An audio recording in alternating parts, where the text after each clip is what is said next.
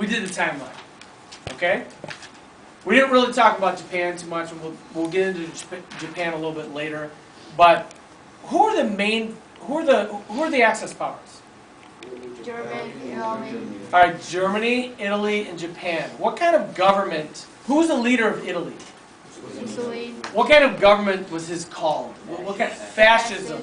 Okay, if you were to go, and I know I didn't really say this too much, who's the leader of Japan? Tojo. All right, we'll just call him Tojo. All right, it's easier that way. We'll call him Tojo. Tojo. I'm sorry. Japan had what was called a military oligarchy. Do you know what that is? No. Do you know what a monarchy is? Yeah. One leader. Okay. So an oligarchy is a rule of many, and the military pretty much had taken over, and they're kind of like looking back at their samurai days, and they wanted to be strong again. And but Tojo was the guy. He was the leader for the most part. Now they had an emperor too, but he was more of a what? Figurehead. How about Germany? Adolf Hitler, Nazism. What's Nazism mean? No, National Socialist Workers Party. Okay, it doesn't make sense the way, but Nazi. Okay. All right, we'll just review really quick. What book did Hitler write in prison? Mein Kampf, My Struggle. Okay, basically outlined all of his ideas and what he wanted to do and stuff like that. Okay. Now, what was the United States doing during the 1930s? Getting well from the depression, getting back up. Trying to get back up. Who was the leader? FDR. FDR. So we wanted to stay what? Isolationists. Okay, very good. So I'm going to refer the notes now, and I'm going to go from the notes to the maps if I need to, and we'll refer to some of the things that we talked about yesterday as well. So we looked at the timeline yesterday, and basically it was like ping pong, like I was telling you. Germany would take something, and then Japan would take something, and then Italy would too.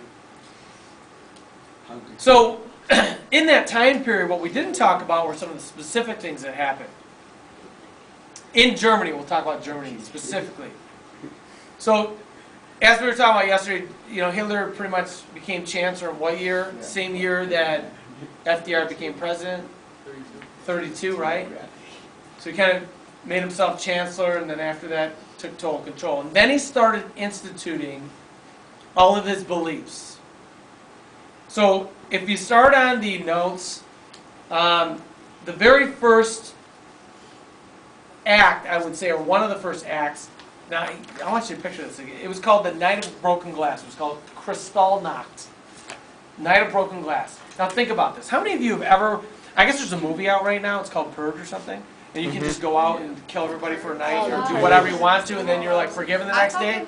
Did you hear about that movie? Yeah. Okay, I haven't seen it. I don't know if I really want to. It's a good one. But how many people would want to do that? I'm not from there. That's what I thought. That's what I thought. Okay. I knew you for sure. Okay.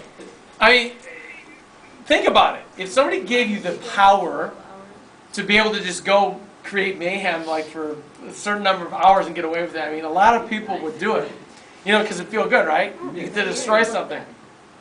Well, that's pretty much what Hitler said. He said, listen, he said to all his people that believed in what he said, Jewish people are the root cause of all of Germany's problems. That's why we lost World War I, and our money situation is bad, and the Weimar Republic, and all these different things. I want you to go out, and they're hoarding the money, all this stuff. I want you to go out, and I want you to destroy Jewish businesses. And people went out, and they threw rocks through their windows. They burned, their places of business. All these kinds of things, and they did exactly what they set out to do. They weakened the financial situation of the Jews in Germany at the time. Okay. Not only that, what did they? Yeah, any question? Yeah. Not only that, they also started restricting the civil liberties of Jews in Germany as well. What were some of the examples of things they might do? Yes. No, that's later. Yeah. They put a star on their chest. Okay, yeah, they would have to wear an That's a little armband. later It in depends on where it is, but they would have to wear a star signifying that they were Jewish. And if they didn't and somebody found out, they could get in deep trouble. So they had to wear the star. which is like, it's a stigma, isn't it? You know, you guys remember the Black Codes after the Civil War? Remember African Americans that were former slaves, could they go between plantations or farms and stuff like that without any identification? What would they do to them if they found them without their identification? You remember? Throw them in jail. And then what? Who had to bail them out? They bailed them out, you know, the farmers would bail them out, and then they would be like stuck on the farm because they had to pay them back and they would never be able to. Okay, does this sound familiar? Mm-hmm. You know, what do you do when you want to keep people down? You stigmatize them, you take away their identities, their money, whatever. Okay? Their dignity. And so that's exactly what happened. So he started doing that right when he became chancellor. And some of the Jewish people saw the writing on the wall and they got out. Now, here's the thing, not all other countries would take them, including the United States. Remember, if we go back in time, and I like to do this because I want to see what you remember. Remember the Chinese Exclusion Act and the Gentleman's Agreement with Japan, you know, during the turn of the century?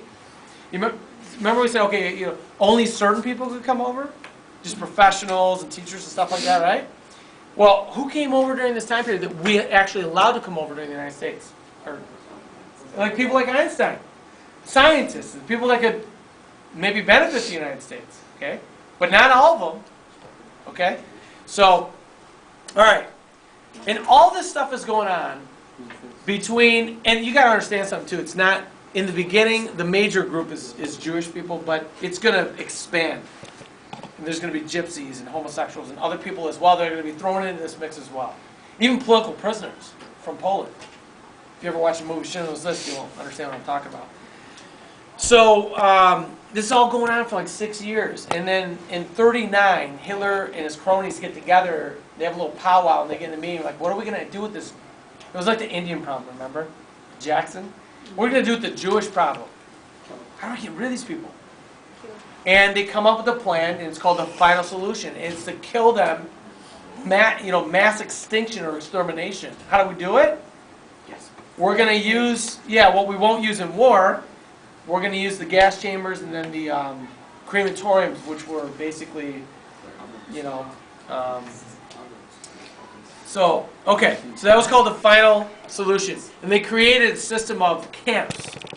Some of them were called death camps. Others, they're all concentration camps, but there were work camps and death camps. What's a death camp? It's for one purpose. It's to basically kill people. The work camps, and this is, you see this in a lot of different areas of history, but the people that are being, that are the slaves, I guess, have to do the work for the master at the time, which is going to go against their, whatever they're trying to do. So for instance, in this case, Jews were put into work camps, which were sometimes death camps at the same time. Okay? They were making products for the Germans, for the German war effort. So the Allies, eventually were trying to free them. However, the Jews in one way were contributing to the war effort because they had to stay alive. Does this make sense? Okay? So there's a lot of weird kind of things going on. You see that throughout history as well. Okay? Any questions so far? All right. Now, yesterday we talked about the beginning of the war, which is what? What was the very immediate cause of the war? Yeah, invasion of Poland. Could we say, though, that the same things that were the long-term cause of World War I were the same as World War II? Alliances and building up of militaries and stuff like that, right? Absolutely. When Germany invades Poland, who do they have a deal with? Russia. They have a deal with Russia. What's the deal? Russia takes that, Germany takes that. Of what? Poland. All right, of Poland. Okay. You guys can see the movie later, and this will be better. But there were 9. I didn't explain this very well in World War I. But after the war was over, 9 new countries were formed because of self what? Determination, which is meaning, all right, we all speak Polish in this little area, then we should be able to have our own country. Right? That's an example. So Estonia, Latvia, Lithuania, Poland, Austria-Hungary was split up. Czechoslovakia was all one country, and then some other Yugoslavia down here. Okay? But what happened at the end of World War I with Russia? They didn't get it. Why didn't they get They anything? pulled out. Because they pulled out of the war early. Why? They had a civil war. Because they had a civil war, and that was the communist revolution, the Bolshevik revolution, right? So they got out, they didn't get anything. We're losing all those people. So they wanted some stuff. They wanted some of their stuff back. They lost some things. And so when they made the deal with the Germans, the non-aggression pact, they're going to split Poland. But before they even do that, they're going to start moving into some of these areas where they used to own, like Latvia, Estonia, and Lithuania. And then the Germans are going to do their things. But of course, they don't know that Hitler's going to do what? Screw 'em over. Yeah, he's going to take them over later. But he's got to keep them at bay until he's done with the French and whoever else he wants to go after, like the English. Okay? So, he ends up going, okay, so the Germans go into Poland, and, I mean, it's very similar in some aspects of what's going on right now with the Crimea and the Ukraine. But they take Poland in 2 weeks. Polish fight very hard. But it's very difficult to win a battle when you're on horses and you have swords and pitchforks against panzer tanks. I'm not trying to be funny, but the Polish really didn't have a lot of stuff to fight this mechanized German army. They were tough, okay? And they went in, they took Poland, or at least half Poland, in about 2 weeks, okay? And the Russians are doing their thing too. Now, after they do that, the Germans, they're also going to be using a new technique. It's called blitzkrieg. Anybody play football or watch it? What's a blitz? Are you going to rush the quarterback, right? You don't say 10 ample, you just go in. Just sneak attack, try to take out the quarterback, right? Well, blitzkrieg is, I don't even know if that's where this came from, but lightning war. You send your Luftwaffe or your Air Force in, you bomb the daylights out of them to soften them up, then you send your tanks in to clean up afterward. But they don't know you're coming. They just attack, And so, I mean, obviously after the war had started, the Allies started realizing what they were doing. But so they were able to take huge areas of land very quickly by using this method. We actually tried something like this in the first Gulf War. It was called shock and awe, but we're not there yet. So, okay. So Britain, when this happens, Britain and France declare war on Germany. The U.S. stays neutral. In late 1939, Stalin of the Soviet Union seizes some land, Latvia, Estonia, Lithuania, and also occupies Finland. So they're feeling pretty good about themselves because they're getting back some things. Now they didn't originally have Finland, but they're going to go. So eventually, Germans are going to go this way, and they're going to come up here, and then the Russians are coming this way. All right. Okay, Norway, Netherlands, Belgium, Luxembourg, and then France. So the Germans are going to take over this stuff right here, and then they're going to go into France. They can't go here. What was there again? The Maginot Line, right? So, okay. Says Italy gets in the fight on the German side, helps to defeat France. France is defeated by June of 1940. When's the war start? September 1st, 1939. So that's not a long time to defeat a major nation. Okay?